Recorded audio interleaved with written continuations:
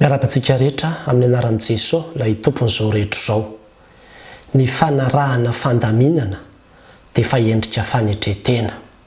Izay indray ry havana no lohatenin'ity vidéo manaraka ity. Ny fanetren-tena dia anisan'ny toetra fototra izay ananantsika kristianina. Ary tena vitantsika izany satria ny fanahin'i Jesosy Kristy no mitoetra atao anatintsika ary Jesosy Kristy izany dia olon'ny fanetren-tena. Farafahakeliny misy reto tenin'Andriamanitra telo reto no entiko hanamarinana amintsika fa tena nanana fiainana fanetren-tena Jesosy. Ny sasany ny tongotry ny mpianatra fanetren-tena izany, nanompo izy. Ary fantatritsika koa ny tenin'Andriamanitra any amin'ny Isaia hoe nanezy tena izy ka tsy nilobava. Jesosy Kristy no ambarany amin'izany.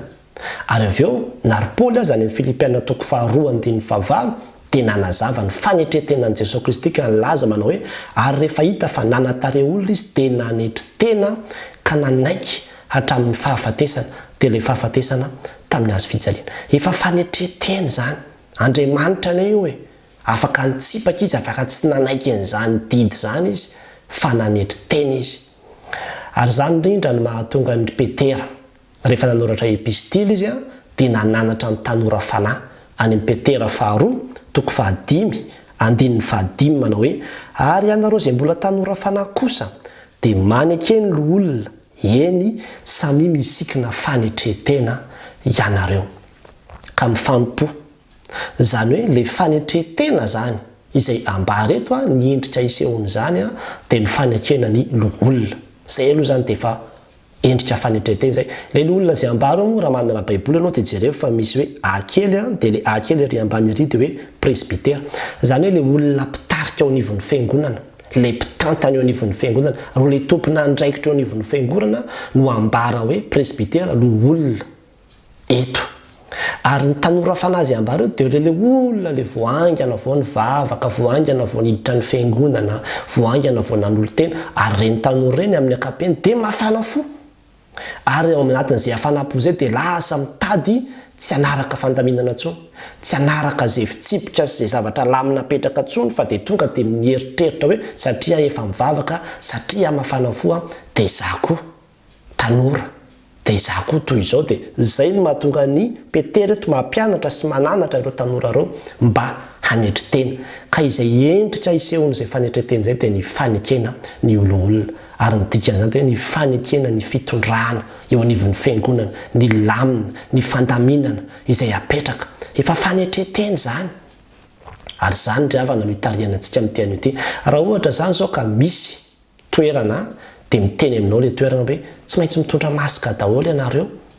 Toy izany hoe tsy izy an'izany coronavirus izany tsondra ka amin'izao. Efa fanetren-tena ry havana ny fanekenao hoe ay mitondra masika daholo dia manao masika ianao rehefa manao masika ny olona. Izany le fanetren-tena, ny fanarahanao, ny fanekenao, ny fandaminana sy ny lamina izay apetraka eo amin'ny toerana anankiray. Indraindray manko asa ao anatin'ny tokantrano ao, le zanaka tena manan-karena be na manam-pahaizana be na ny toy izany dia tena tsy manaraka izay fandaminana atao intsony fa tena lasa mihevitra ny tena no zavatra mihitsy. Efa tsy fanetren-tena izany.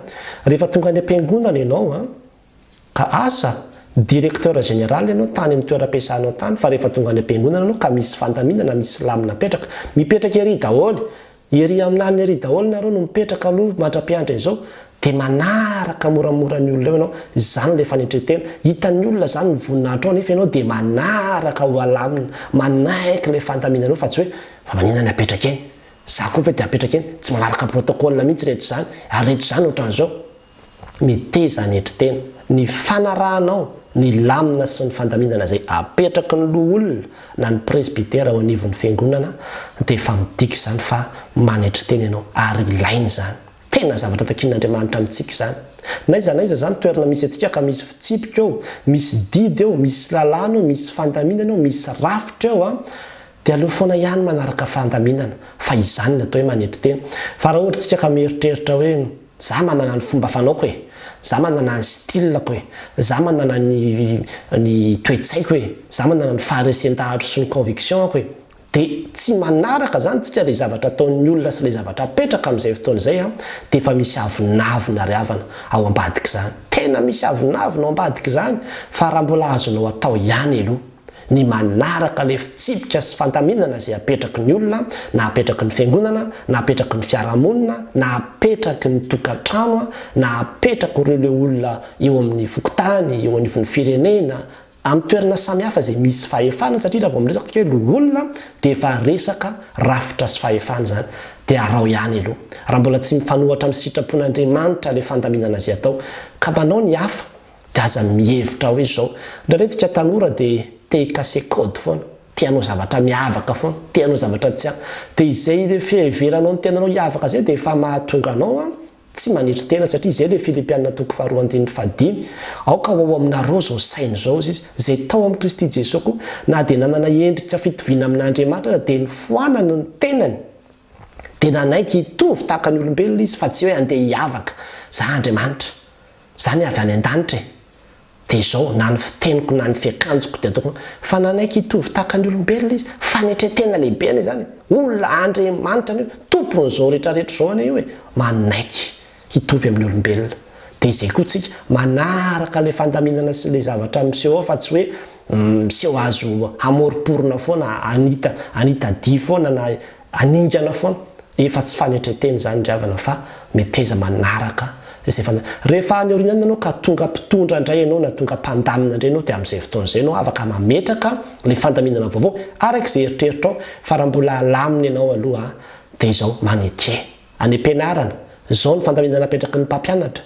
ry mpianatra malala arao zany fa izany natao hoe fanetretena any am-piasana rehefa mipetraka ny fandaminana hoe eto ny ohatr' zao ato ny apetraka an'izao atsy ny ariana an'izao misy ohatran'izao anaovana ny izao dia rahantsika zany fa izany no antsoina hoe fanetretena ary tsika kristianina dia tokony anana an'izany toetra zany hoe olona mora lamina fa tsy olona masikasika na hoe olona tsy azo alamina mihitsy fa manana ny heviny dia reny olona reny za tsy azo atao an'izany za manana ny tiako anaovana azy zay le avonavina tsy fanetretena ntsony zany dia mampianatra antsika midian'io ty ry havana meteza hanetretena ny fanarahanao ny lamina sy ny fandaminana dia efa tena fanetretena zany dia mampahery antsika rehetra vitanao tsara zany satria ny fanahin'i Jesosy Kristy fanahin'ny fanetretena no mitoetra ao anatintsika dia izy no mampianatra antsika an'izany manome antsika ny hery hanatanterahana zany fa indraindray tena manahirana io na dia ataoko hoe ny amin'ny arabe ny fotsiny raha misy code de la route eny dia fanetretena ny fanarahanao an'ireny code de la route reny fa tsy hoe aningana foana ianao dia indraindray izy mila tsy ho vita mihitsy fa zao hoe angatao ny fanahin'Andriamanitra hoe fanahy masina omeo hery fa zany ny takinao ny andehanako amin'ny fanetretena dia izay ny fanaovanao ny sitrapon'Andriamanitra sy ny fanarahanao ny lamina sy ny fandaminana rehetra dia fanetretena. Man'Andriamanitra ny voninahitra. Amen.